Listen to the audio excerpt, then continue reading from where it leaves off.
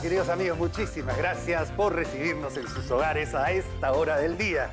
Muchísimas gracias por acompañarnos a hacer este programa. Amigos, estamos iniciando una nueva etapa del programa y esperemos que sea de su agrado, que les dé toda la información que puedan conversar en familia para tratar de solucionar problemas de salud, educación, cultura y entender a nuestro propio cuerpo. Que lo disfruten. Bienvenidos, queridos amigos. Té, tilo, manzanilla, boldo, hierba luisa, toronjil, chanca, piedra, agua de papa, ercampuri, diente de león. Todas esas hierbas que son propias de nuestro país y que tienen funciones y propiedades digestivas, además de ser hierbas aromáticas propias de nuestra tierra, porque la cultura ancestral nos lleva a tener hierbas medicinales de la medicina tradicional, los herbolarios, que es toda una ciencia, y gracias a esas investigaciones crece la ciencia, porque a partir de estas sustancias se generan medicinas de la medicina actual. Por ejemplo, la penicilina es un hongo. No, la penicilina es un hongo que nace primero porque se cultivó un hongo y ese honguito rechazaba las bacterias y se descubrió, gracias al doctor Fleming, que un hongo, que también es una especie de vegetal, es el antibiótico que salvó la vida a muchísima gente y que sigue salvando gente, como la penicilina. Así se descubren los medicamentos, gracias a esto. Bienvenida la señora Yomi Paz, doctora experta en nutrición. Nuestro consultorio nutricional. Bienvenida. ¿Cómo estás, Tomás? Sí, efectivamente, estas hierbas nos van a ayudar muchísimo para poder mejorar el tema digestivo. Y bueno, y uno de los puntos importantes es saber también cómo utilizarlos, ¿no? Según estudios científicos, muña y el llantén, haciendo infusión ambos juntos, no es uno separado, sino ambos, que tiene que estar la muña y el llantén por sus compuestos bioactivos, principalmente que estos tienen, que uno de ellos es los fenólicos, que es uno de los compuestos bioactivos, va a lograr justamente ayudarnos con los temas, va a disminuir el dolor, el tema de la gastritis, va a protegernos, ¿no? Entonces la va a mucosa disminuir, gástrica, efectivamente. Exacto. Y tiene un efecto importantísimo contra el Helicobacter pylori. Así es, efectivamente. Que es una bacteria que se le echa la culpa del cáncer gástrico, porque genera gastritis crónicas. Y la gastritis crónica a repetición puede derivar en un cáncer gástrico. Y es un trabajo que ha realizado la Universidad de San Marcos. Así perfectamente bien hecho, con toda la tecnología, o sea, todo el nivel científico que requiere. Nos referimos a la muña y al llantén, ¿no es cierto? Así es, efectivamente, la infusión de los dos juntos, que es muy importante. Y vamos a hablar, ya que estamos acá con la muña y el llantén, ¿quién no ha entendido, quién no ha escuchado las propiedades antiinflamatorias de la hoja de llantén? Cuando uno se golpea, cuando algo de repente nos ha causado algún traumatismo en la piel, lo que hacemos es agarrar la hoja y envolvernos, ¿no? Entonces, y sabiamente, ¿no? Sí, es un secreto, sí, que la hoja hay que meterle un poquito en agua caliente y sacarla. Y fría, colocarla, porque la inflamación y el calor no van. Así es. Tiene que ser infusión, se enfría la hoja y ahí te envuelves. Y sí tiene propiedades antiinflamatorias, de hecho. Así es, son justamente sus compuestos bioactivos que tiene, que son los flavonoides, que hace esa disminución del dolor, ¿no? Esa propiedad principalmente. Y luego, pues, el diente de león, no sé si vemos por ahí, que es otro... Diente de león. Claro, que justamente tiene la inulina, ¿no? Que nos va a ayudar justamente a poder también protegernos el estómago, es un gastroprotector y que definitivamente nos va a ayudar a que nuestra digestión sea adecuada. Tiene un efecto diurético importante también, como la cola de caballo. La cola de caballo es una cosa diurética, así como la cáscara de piña. Miren, vayan anotando, todos son principios activos específicos de ciertas hierbas y ciertos frutos que tenemos en nuestro país. Tenemos también la bebida probablemente más tomada del mundo, Yomi. La más tomada del mundo por la cantidad de personas asiáticas que hay en el mundo es el té. Ah, sí. El té, en todas sus variedades, té negro, té verde y después sus variedades aromáticas como el té jazmín, con sabor a naranja, con cítricos, etc. Pero el té es la bebida más tomada en el mundo, sin lugar a dudas. Y aparte que nos ayuda también con todo el tema digestivo, ¿no? Que consumir este tipo de hierbas aromáticas para poder mejorar la digestión es muy importante. A veces nos llenamos de gases, ¿no? Sí. Entonces, ¿qué debo consumir para poder de repente disminuir y evitar este abalonamiento gástrico, ¿no? Entonces ahí recomendamos el orégano, ¿no? Como justamente estábamos hablando. Habíamos hablado antes de eso. Sí. Qué tan importante es, no solamente como infusión, sino si nosotros hacemos un pollo a la plancha, por ejemplo, agregarle el orégano va a facilitar también la digestión de las carnes. Está científicamente comprobado que el orégano, la infusión de orégano, tiene un efecto antiespasmódico. Y es muy conocido que se daba especialmente antiguamente, cuando no existían ciertos medicamentos, para el cólico menstrual.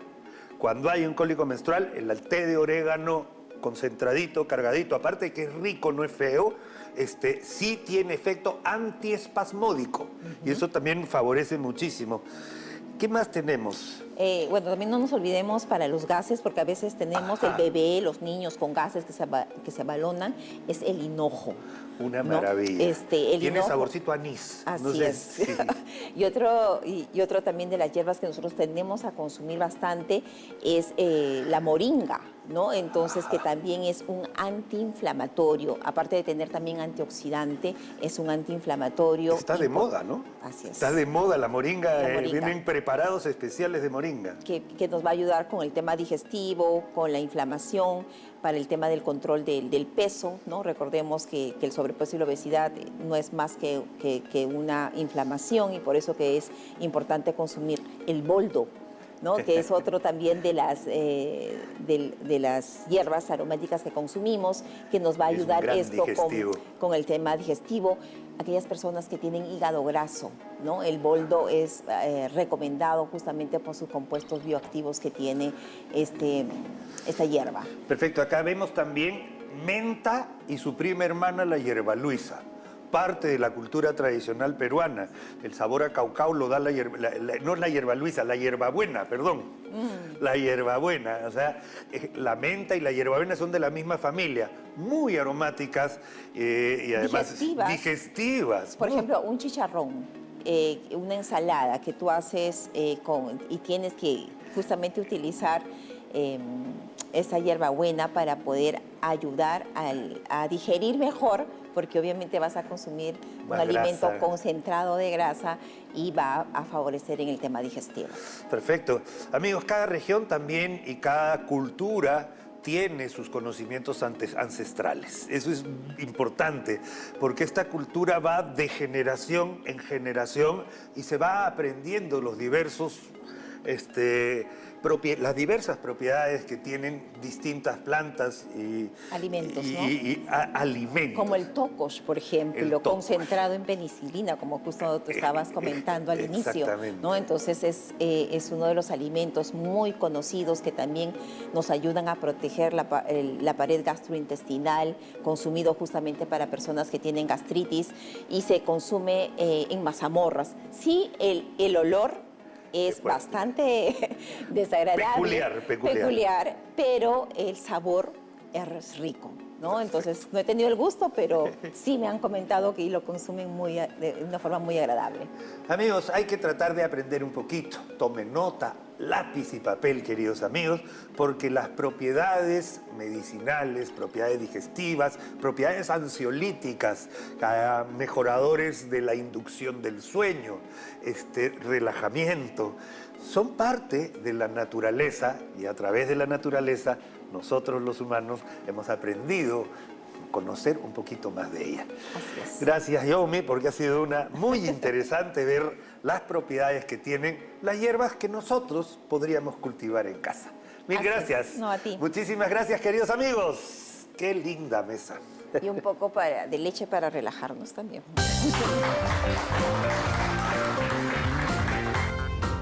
La hipertensión pulmonar es hipertensión arterial pulmonar, es el incremento de la resistencia de los vasos del pulmón que se presenta en diferentes condiciones. La más dañina, o sea, la de peor pronóstico, es la de tipo 1, que es idiopática. Se presenta porque los vasos, porque sí, empiezan a engrosar, se empiezan a cambiar su estructura y empieza a haber una fuerza que se opone al flujo de la sangre, ¿no? Los vasos sanguíneos del pulmón en realidad son bastante laxos, deberían recibir toda la sangre que llega del... Y además como se expanden y no se expanden, claro, se ¿no? expanden y se empapan de sangre, ¿no? Entonces, pero en esta enfermedad el grosor de las arterias se incrementa generando una resistencia y la persona empieza a tener, después de un tiempo, síntomas respiratorios y dificultad para respirar, dificultad al esfuerzo.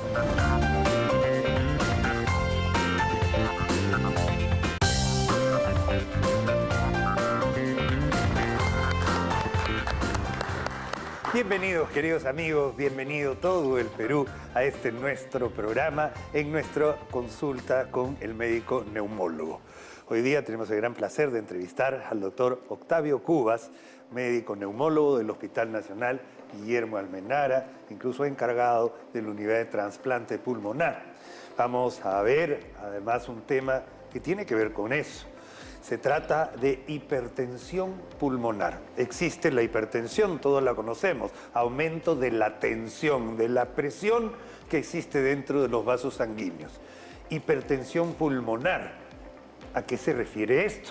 Se lo preguntamos a nuestro invitado, doctor Octavio Cubas. Bienvenido, doctor, muchas gracias por estar acá. No, gracias, al contrario. La hipertensión pulmonar es hipertensión arterial pulmonar, es el incremento de la resistencia de los vasos del pulmón que se presenta en diferentes condiciones. La más dañina, o sea, la de peor pronóstico, es la de tipo 1, que es idiopática. Se presenta porque los vasos, porque sí, empiezan a engrosar, se empiezan a cambiar su estructura y empieza a haber una fuerza que se opone al flujo de la sangre, ¿no? Los vasos sanguíneos del pulmón en realidad son bastante laxos, deberían recibir toda la sangre que llega del... Y además como se expanden y no se expanden, claro, se ¿no? expanden y se empapan de sangre, ¿no?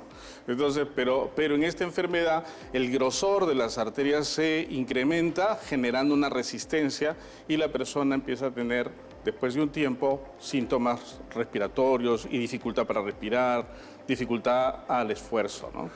Doctor, ¿esto puede haberse visto incrementado por el COVID y la reacción inflamatoria que existía por la vasculitis post-COVID o no tiene nada que ver? Es solamente curiosidad mía. Sí, además el COVID tuvo una característica importante que fue la predisposición a la coagulación dentro de los vasos sanguíneos del pulmón, ¿no? Sin que haya necesariamente una enfermedad embólica, porque nosotros cuando hablamos de embolia pulmonar, estamos hablando de un coágulo que se forma en la pierna y que manda un pedacito hacia el pulmón. En el caso del COVID, lo que hemos visto es la trombosis misma en la localización del pulmón sin que haya un evento en las piernas. Por problema inmunológico, por básicamente. Por problema de tipo inmunológico e inflamatorio, ¿no? Específico para el COVID, ¿no? Que nos ha obligado finalmente a usar anticoagulantes como parte del manejo.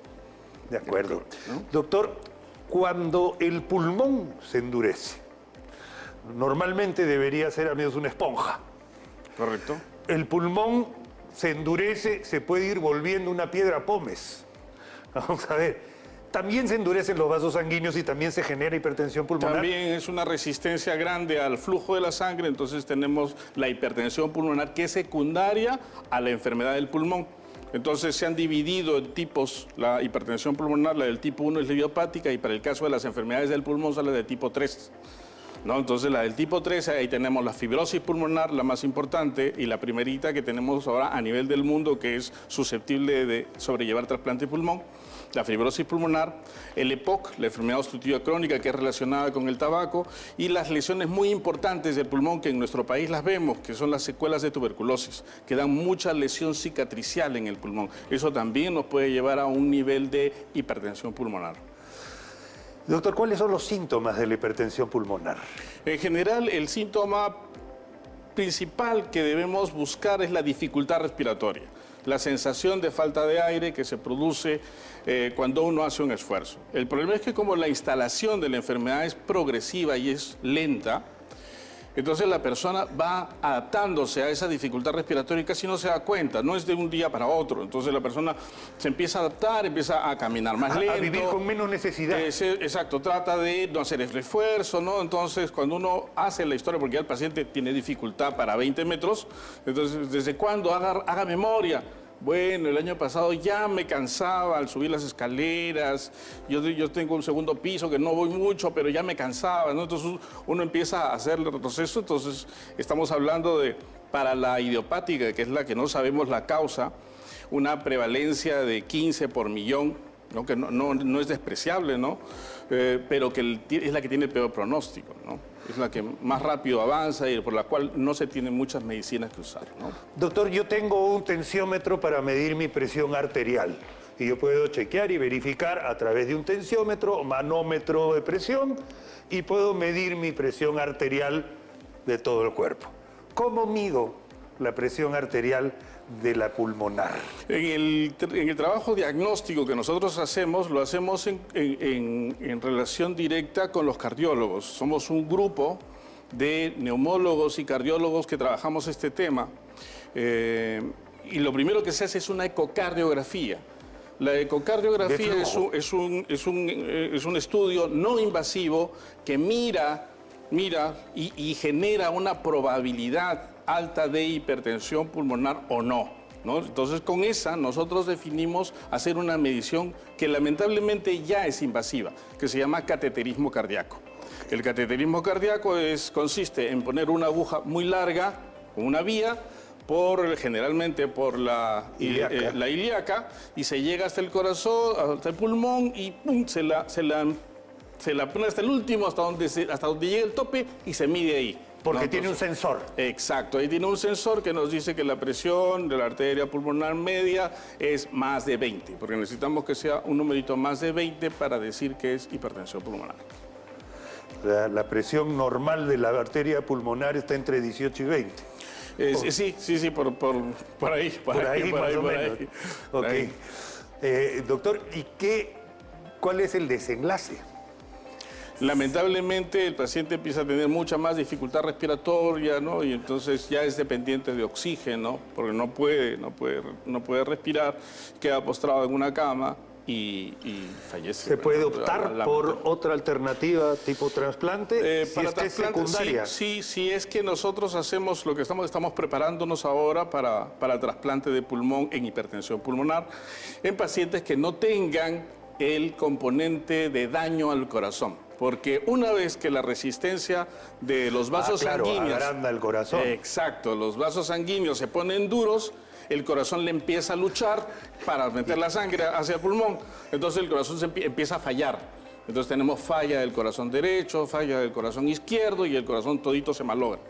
Entonces en esos casos, no lo tenemos acá todavía, se hace trasplante de corazón y pulmón. Nosotros queremos adelantarnos al daño del corazón y hacer el trasplante pulmonar, que ya lo hacemos hace 15 años. Hacerlo antes de que ese daño al corazón suceda, ¿no? Yo estoy, primero, muy fascinado por el hecho quirúrgico, doctor, que a mí me encanta la parte quirúrgica y el hecho de poder reconstruir, porque eso es lo que se tiene que hacer. Vasos sanguíneos tan importantes como la arteria pulmonar y poder hacer esas anastomosis tan especiales de unir vaso con pulmón, o sea, el vaso sanguíneo al flujo pulmonar, parece fascinante además. Y sé que hay un equipo especializado que está dedicándose bastante a eso en el hospital y que ojalá para el futuro sea rutinario lo que se haga para poder manejar este tipo de situaciones. Sí, yo creo que la base para que nosotros en el país hagamos trasplante es la donación. ¿No? Porque tengo un super equipo, el equipo de cirujanos torácicos del Hospital Almenara es de primera línea, son top. No solamente en el Perú, sino ya tienen proyección a Latinoamérica, hay charlas a nivel de Latinoamérica.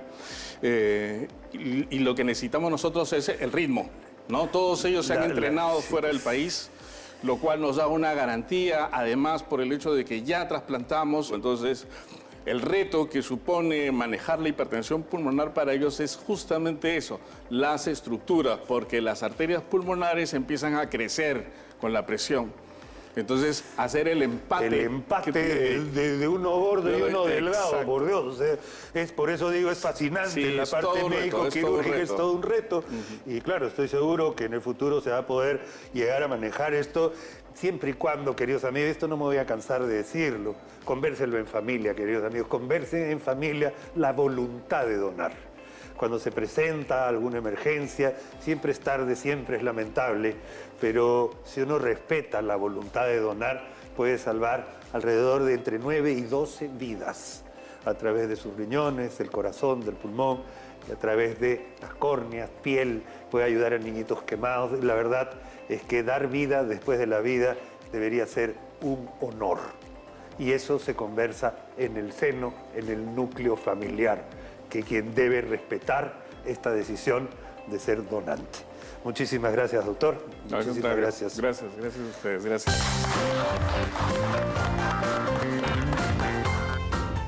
Es un tipo de mosquito. Es un mosquito que tiene la capacidad de retener, vamos a decir, en sus fauces. No, porque no muerde, pica, ¿no? Entonces, que puede transmitir de persona a persona, pero para eso tiene que picar a una persona infectada con dengue. Sí. ¿Pero qué es primero, el huevo o la gallina, doctora? O sea... Bueno, hablemos... Definitivamente para que la enfermedad se transmita tiene que haber dos grupos de personas. Unas personas enfermas y tiene que haber muchos mosquitos, ¿no? Por ejemplo, siempre decíamos en el pasado que en Lima nunca va a haber tanto dengue, ¿no? Porque no es una zona, es un desierto. Pero lo cierto es que empezó a aumentar el número de mosquitos. Ahora yo pensaría que el mosquito del dengue está en toda Lima metropolitana. Y así ha ido creciendo la cantidad de lugares en el Perú donde crece este mosquito.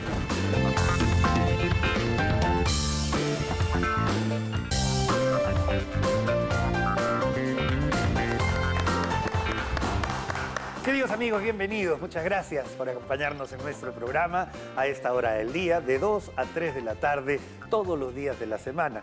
Amigos, estamos entrando a un consultorio especial, consultorio de infectología. Este año, afortunadamente, no hemos oído tanto hablar del dengue porque, afortunadamente, no ha llovido tanto, no ha habido tantas inundaciones. El mosquito aparentemente está en un periodo de descanso, pero puede llover en cualquier momento. Y nosotros tenemos que tener en cuenta que las larvas de estos mosquitos que transmiten la enfermedad del dengue y otras enfermedades infecciosas virales, tiene un ambiente en el cual desarrolla sus larvas.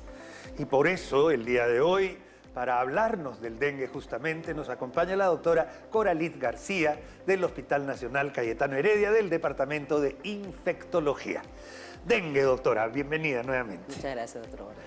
Doctora, dengue, chikungunya, zika y ahora hace poco habíamos hablado también de la fiebre amarilla, enfermedades zoonóticas transmitidas fundamentalmente por un mosquito que nos pasa un virus. Correcto. Un patógeno que afecta y que el año pasado, hace año y medio más o menos, hubo un aumento dramático no solo de infecciones de pacientes infectados, sino también de muerte. Sí, el dengue definitivamente se mueve con el mosquito, ¿no? Y los mosquitos se mueven con las lluvias. Entonces, a más lluvias, más mosquitos y más dengue. Es esperable que en cualquier lugar donde ocurre una inundación, como ocurrió, por ejemplo, en el 2017 con el Niño Costero, ¿no? Los ríos salieron de sus cauces. La epidemia del dengue fue importantísima posterior a todo este fenómeno del Niño. Así que tenemos que considerar, en el caso del dengue, una de las medidas de prevención es tratar de controlar el crecimiento de los mosquitos. De acuerdo. Y es un tipo de mosquito. Es un mosquito que tiene la capacidad de retener, vamos a decir, en sus fauces. No, porque no muerde, pica, ¿no? Entonces, que puede transmitir de persona a persona, pero para eso tiene que picar a una persona infectada con dengue. Sí. ¿Pero qué es primero, el huevo o la gallina, doctora? O sea... Bueno, hablemos... Definitivamente para que la enfermedad se transmita tiene que haber dos grupos de personas. Unas personas enfermas y tiene que haber muchos mosquitos, ¿no? Por ejemplo, siempre decíamos en el pasado que en Lima nunca va a haber tanto dengue, ¿no?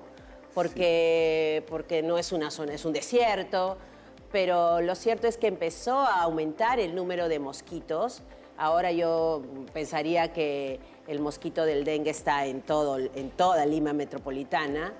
Y así ha ido creciendo la cantidad de lugares en el Perú donde crece este mosquito. Entonces, cualquier lugar donde el mosquito está presente y viajan personas que traen la enfermedad de otras áreas, va a ser un lugar donde se puede iniciar un brote, como ocurrió en Lima en el año 2023 y en el año 2024. Doctora, así es, porque el poder de adaptación de la propia naturaleza es así. O sea, el mosquito puede ir variando su capacidad para vivir en zonas más desérticas que en zonas lluviosas. La naturaleza es así. Sí, adaptación. Eso es lo que ha pasado en Lima. Creo que todos esperábamos que este año también hubieran casos, pero de manera buena. Creo que este año no han habido los casos que se habían imaginado que iban a ocurrir con respecto a los 2 años anteriores. Y es una enfermedad además muy discapacitante. Esta persona, esos días que está enferma, casi está en cama, no puede... ¿Qué siente una persona? ¿Cuáles son los síntomas? Vamos a refrescárselo a nuestros amigos, porque tiene varias características especiales, doctora. Esta es una enfermedad febril, aguda, que ocurre más o menos con un tiempo de incubación de 1 semana. Es un tiempo de incubación corto. Entonces, desde que le pica el mosquito hasta que tiene el síntoma, es más o menos, estamos hablando de 1 semana, máximo 2 semanas. Y a partir de ahí la persona empieza a tener fiebre, que es el síntoma más importante de la enfermedad. A eso se va a agregar malestar general, dolores musculares, dolor de cabeza intenso, dolor detrás de los ojos, lo que se llama dolor retroocular. Y esto va a ocurrir por 4 o 5 días. Es un cuadro además intenso, fuerte. Bueno. El que lo desarrolla normalmente desarrolla todos estos síntomas. Y después de eso, por un día va a ocurrir que la fiebre empiece a caer. Y ahí existen 2 posibilidades. O que la fiebre caiga en absoluto y la persona se recupere, lo cual es lo mejor que puede pasar. O lo otro es que la fiebre empieza a caer y de pronto la persona esté peor. Y empiecen a ver lo que se llaman los signos de alarma o signos de severidad. Uno de esos es el sangrado. Entonces, se lava los dientes y empieza a sangrar las encías, o orina con sangre. Entonces, estos síntomas son de las formas severas, que felizmente es solo un relativo pequeño porcentaje en relación a todas las personas que están con fiebre. De acuerdo. Y esto se debe a un problema serio en la agregación plaquetaria, en tema de la cantidad de plaquetas que son los primeros que se despiertan como factores de coagulación. Es lo que tiene que reaccionar. Y en un análisis de sangre, si uno toma en un momento en que está con este tipo de hemorragia, vamos a decir, o sangrados, se va a dar cuenta una disminución radical del número de plaquetas. Sí. Y eso es signo así para actuar, ¿ah? Es muy común que una persona con dengue, con, digamos, síntomas generales, tenga las plaquetas bajas. Es muy común. Muy común. Pero no tan bajas, ¿no? Bajas, pero no tan bajas. Ya cuando empieza a sangrar, francamente, las plaquetas están muy bajas. Hay otros fenómenos que están ocurriendo en ese cuerpo, ¿no? Las proteínas de la sangre están generando ahí un trasvase. Sí. Hay un problema en el hígado también. También puede haber un problema en el hígado, pero ojo, no es característica que la persona se ponga amarilla, como en el caso de la fiebre amarilla que hablamos hace unos días. Así es, de acuerdo. Normalmente acá el signo que más llama la atención en las formas severas es el sangrado. El sangrado. Y las formas agudas, la fiebre rompehuesos, le dicen, queridos amigos, un dolor músculo-esquelético severo y ese dolor retroocular, un dolor de cabeza intenso en vincha retroocular, que es muy característico. Doctora, tampoco es que exista un tratamiento para el dengue. Tampoco hay tratamiento. Estas enfermedades virales normalmente no tienen tratamiento. No tienen tratamiento, básicamente sintomáticos. Es fundamentalmente la hidratación.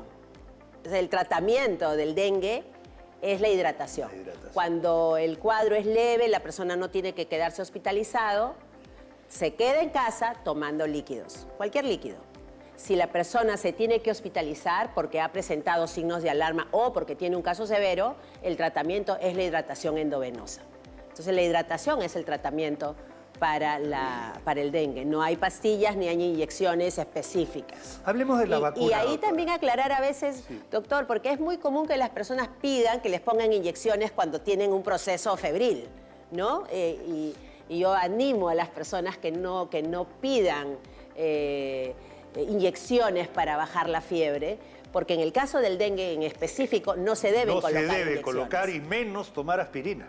Tampoco, por supuesto. No se debe tomar Exacto. aspirina para el dolor de cabeza, porque es lo primero que uno coge y toma cuando la aspirina ayuda a licuar la sangre, que es justamente uno de los problemas principales. Lo otro, doctor, es que tenemos una vacuna reciente.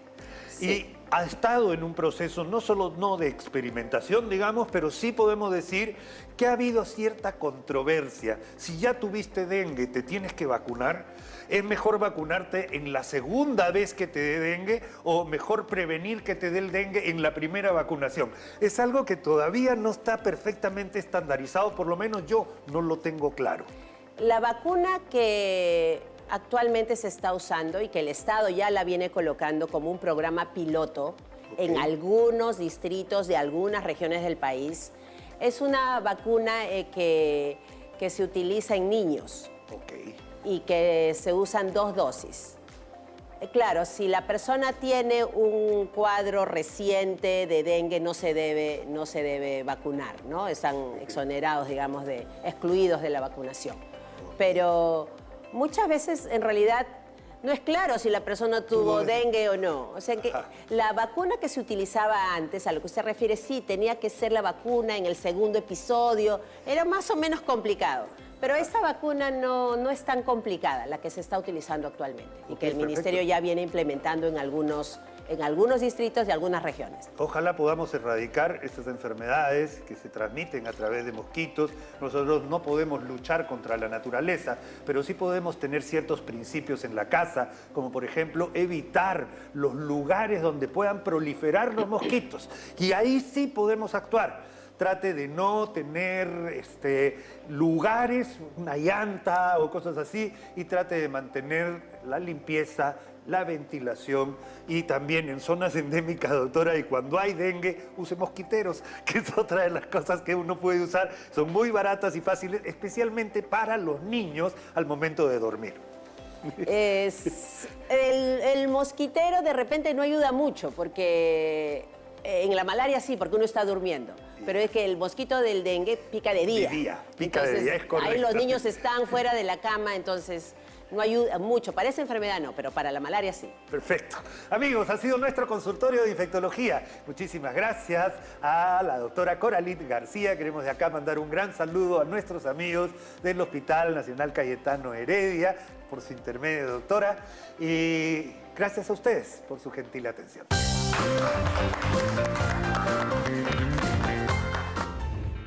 Sí, la verdad que muy importante el tema de la lactancia materna, sobre todo hoy en día, ¿no?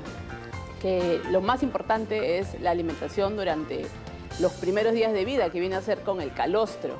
por todas las propiedades nutricionales que se pueden transmitir, como usted mismo lo dijo, la primera vacuna a través del calostro.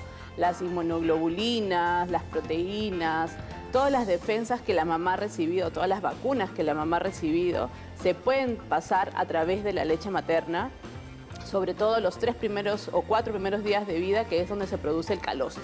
Luego de la producción del calostro, estos días que le indico, ya viene lo que es la leche madura. Que se ¿no? va haciendo, ¿no es cierto? Claro, el cuerpo es totalmente inteligente, totalmente sabio, que va aumentando los requerimientos nutricionales de mi bebé y ya va cambiando automáticamente el chip de calostro a leche madura.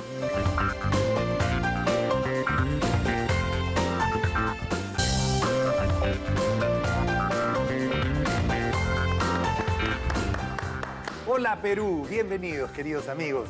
Muchísimas gracias por estar con nosotros a esta hora del día. Nuestro programa de 2 a 3 de la tarde, de lunes a viernes. Hoy entrando a nuestro consultorio de neonatología. Sí, neonatología. Los bebitos que, ¿no? Incluso desde antes, casi desde la concepción diría yo, hasta los 30 días de nacido. Pero eso nos lo va a aclarar la doctora Carla Rosales del Servicio de Neonato del Hospital San Bartolomé. Bienvenida, doctora, muchísimas gracias por acompañarnos en este bloque del programa para hablar además de un tema tan bonito, tan natural, porque nosotros los humanos somos mamíferos, así como lo son diversos tipos de animales. Y nos caracterizamos básicamente por el hecho de tener que amamantar, por la glándula mamaria que fabrica una secreción maravillosa que viene a ser el origen de la primera nutrición y nuestra primera vacuna, la leche materna. Tremendo tema para tocar el día de hoy. Sí, buenas tardes, doctor. Muchas gracias por la invitación. Sí, la verdad que muy importante el tema de la lactancia materna, sobre todo hoy en día, ¿no? Que lo más importante es la alimentación durante los primeros días de vida, que viene a ser con el calostro, por todas las propiedades nutricionales que se pueden transmitir, como usted mismo lo dijo, la primera vacuna a través del calostro. Las inmunoglobulinas, las proteínas, todas las defensas que la mamá ha recibido, todas las vacunas que la mamá ha recibido, se pueden pasar a través de la leche materna, sobre todo los 3 primeros o 4 primeros días de vida, que es donde se produce el calostro. Luego de la producción del calostro, estos días que le indico, ya viene lo que es la leche madura. Que se ¿no? va haciendo, ¿no es cierto? Claro, el cuerpo es totalmente inteligente, totalmente sabio, que va aumentando los requerimientos nutricionales de mi bebé y ya va cambiando automáticamente el chip de calostro a leche madura. Y es básicamente por el reflejo de succión, tengo entendido. O sea, exacto. Se produce porque el bebito succiona. Exacto. Básicamente la producción de la leche materna se va a dar por una muy buena succión del bebé, la cantidad de agua que puede tomar la mamá, porque sí da bastante sed y hay que aumentar la producción, la toma de agua. Y que la mamá esté tranquila, relajada, que no haya un estrés, que de repente es un poco contradictorio porque los primeros días una mamá, sobre todo primeriza, genera estrés, ansiedad, que el bebé esté bien, si lo estoy haciendo bien, lo estoy alimentando, y eso muchas veces disminuye la producción de leche, ¿no? Entonces, cuando tenemos estos 3 factores, nuestra producción de leche va muy bien y automáticamente pasa de calostro, que el color incluso cambia, ¿no? Un poco amarillo los primeros días y luego ya la leche se va haciendo más blanca, más como más blanquecina. proteína, pues. Exacto, muchísimas más proteínas, ¿no? Es por eso que es tan importante la lactancia materna. Doctora, ¿y cuánto tiempo dura? Porque hay mamás, yo he visto que hasta los 2 años pueden seguir dando de lactar, básicamente porque ya entraron en una rutina de lactancia que es parte de su vida en este momento. Y hay otras mujeres que por el contrario pasan los 3 meses, aunque ni siquiera es lo ideal, y ya no pueden, incluso por razones de agrietamiento, por un absceso que se puede hacer, erosiones, porque le salen dientecitos al bebito y comienza a morder y duele. Hay un montón de causas por las cuales se puede interrumpir esto. Sí. La lactancia materna exclusiva donde decimos exclusiva porque es solo leche materna, son los primeros 6 meses de vida, exacto, ¿no? Porque luego se va a agregar lo que es la alimentación complementaria. Pero si hablamos de lactancia, podemos darla hasta los 2 años de vida, ¿no? Porque la mamá sigue produciendo. Exacto, porque el bebé va a seguir succionando y que es el principal estímulo para la producción de la leche. Entonces vamos a tener que hasta los 2 años la mamá podría dar de lactar. Si la mamá ya no quiere dar de lactar, bueno, ya es decisión evidentemente de cada mamá, porque justamente por lo que usted dice, ¿no? La lactancia materna muchas veces es muy fácil decir, pero que lacte, pero es una técnica. ¿Por qué? Porque justamente viene lo que usted está mencionando, ¿no? El dolor, las grietas, a veces con sangrado incluso, les desprenden un poco de pezón. Por eso es muy importante el trabajo que hacemos en el hospital, ¿no? Es reforzamiento de la técnica de lactancia desde que el bebé nace, ¿no? Para justamente evitar estos problemas. Lo has dicho perfecto, es una técnica.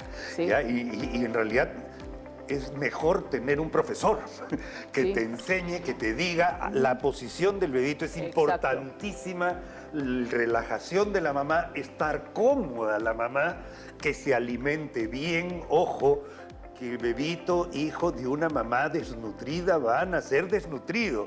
Prepararse antes incluso de la gestación. Sí. O sea, que existan los elementos como para que este bebito tenga los requerimientos dentro del útero materno, pero que al salir la mamá esté protegida. Porque dentro de todo, doctora, cuando he dicho esto alguna vez me han criticado, pero el bebito consume a la mamá. O sea, yo lo veo así. Claro. Desde que está en el útero materno, vive de la sangre de la mamá. De los nutrientes de la mamá. De los nutrientes de la mamá. Por eso es que es importante los controles prenatales de la mamá, ¿no? El control de la hemoglobina, cuántas veces va a controlarse, ¿no? Porque eso pasa directamente al bebé y va a afectar, ¿no? Al bebé cuando ya nace. De acuerdo. Ahora, nosotros, por ejemplo, doctora, quiero hacer esta comparación porque yo sí tomo leche. ¿Ya? Leche.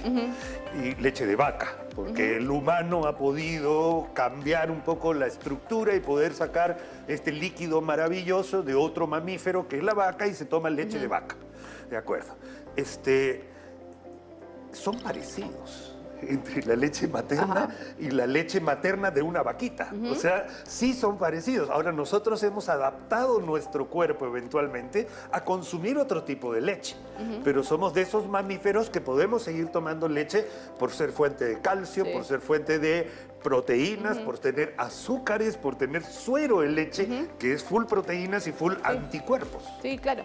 Solo que, como usted mismo dijo, ¿no? Se adapta el cuerpo y el cuerpo de un lactante todavía no está en la capacidad de tomar la leche de vaca, ¿no? Por la composición que tiene, ¿no? Por eso es que se sugiere leche materna, lactancia materna exclusiva, o incluso en algunos casos las mamás no puedan por alguna razón dar de lactar, que son muy específicas, las fórmulas maternizadas, ¿no?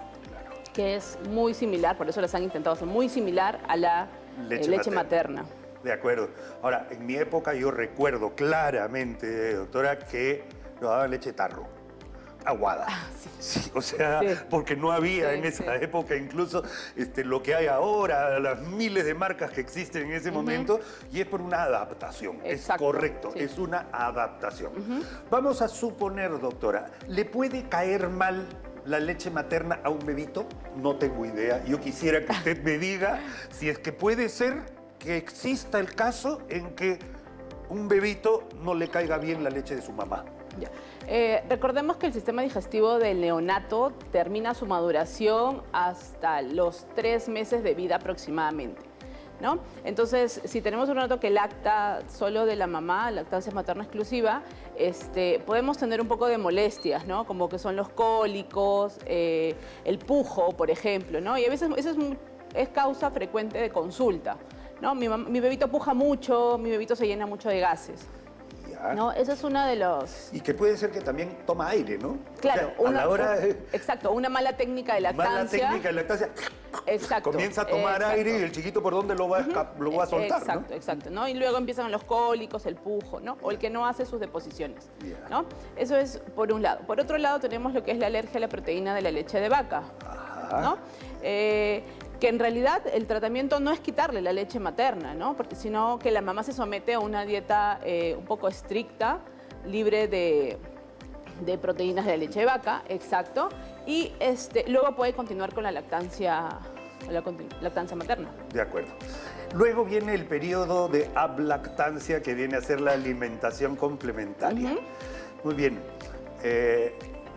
Y una de las consultas más frecuentes, mi hijito no quiere comer. ¿Sí o no? Sí, O sea, sí. es una de las Sí, consultas sí. más frecuentes que hay.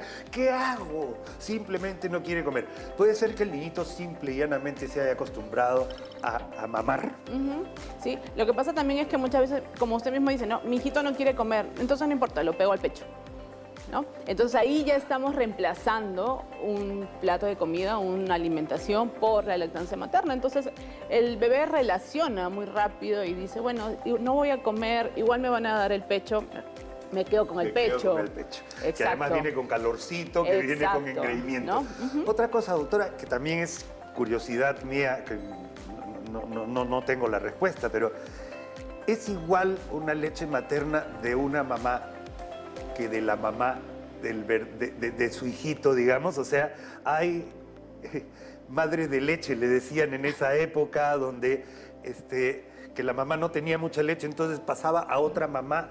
¿Es igual, digamos, no tengo idea? Lo que pasa es que, bueno, hay que ver el tiempo de vida que tiene el bebé, ¿no? Porque como le mencioné, los 3 o 4 primeros días de vida, que es el calostro, tiene ciertos nutrientes, cierta composición.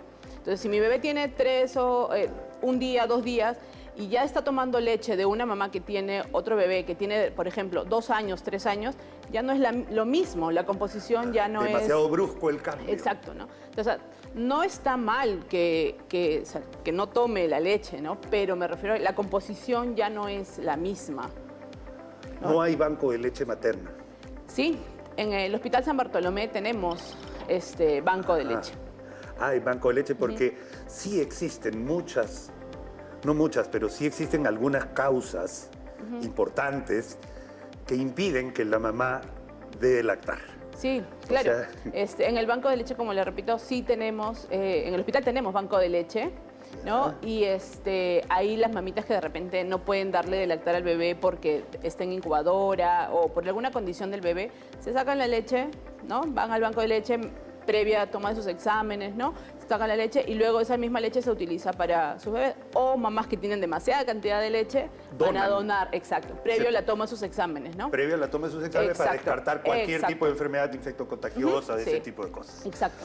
Estamos ante una maravilla de la naturaleza, queridos amigos. Es una maravilla del ser humano y de muchos animales mamíferos. Estoy hablando desde la ballena, el delfín. Estoy hablando desde un murciélago. Estoy hablando de los mamíferos que tienen glándula mamaria y amamantan a sus hijos como la primera nutrición cuando llegan al mundo. Realmente, si eso no es un milagro de Dios, ¿qué será? Exacto. Muchísimas gracias. La leche materna. Hoy día nos ha acompañado la doctora Carla Rosales, médico neonatóloga del Hospital San Bartolomé. Muchísimas gracias a ustedes por su gentil atención. Muchísimas gracias, amigos, por habernos acompañado el día de hoy. Recuerde, todos los días, de 2 a 3 de la tarde, estamos aquí en nuestro programa para dar un mensaje de prevención en salud, educación y cultura. Nos vemos. Muchas gracias. Chao, chao.